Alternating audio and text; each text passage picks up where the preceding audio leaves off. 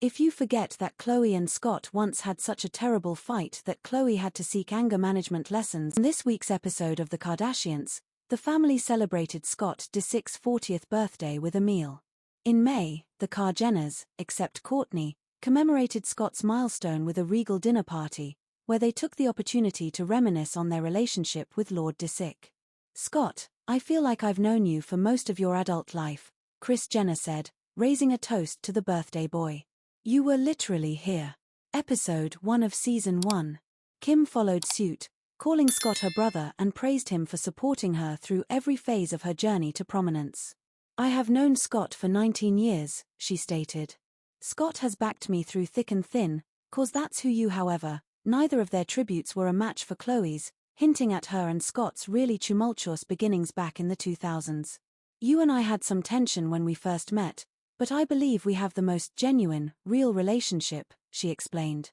"It didn't start phony or forced," she stated. "I was really just, determined not to like you, and, you came into my townhouse and took up my space, and I was like, this guy, get out of our little place, and now I genuinely love you."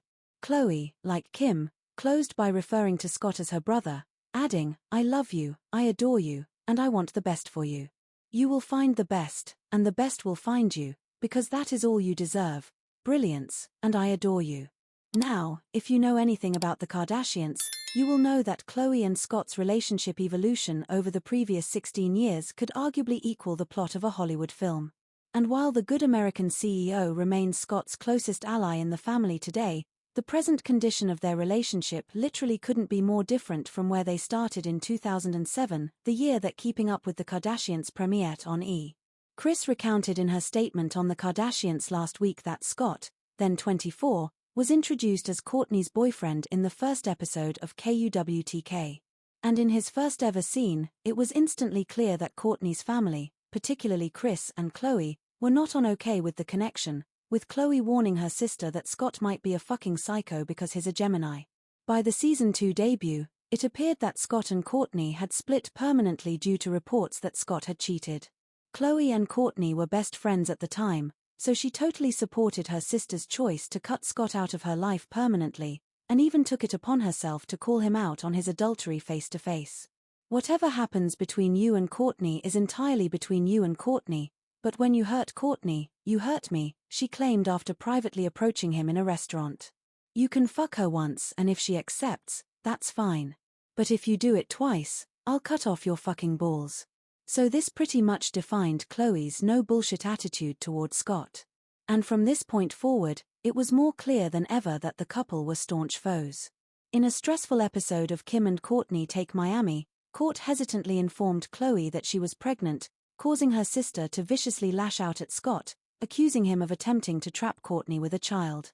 "He's doing this on purpose to keep you around because he's messed up how many times?" Khloé raged at Kourtney and Scott, calling him a snake who knows he could never get someone as good as Kourtney.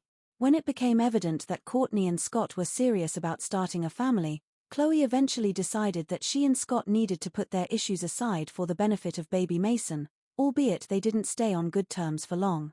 In a Season 4 episode of KUWTK that aired in late 2009, Khloé refused to attend a gender reveal hospital appointment that Scott planned, informing Caitlyn Jenner and Kris at the time that she wouldn't support anything he was involved in.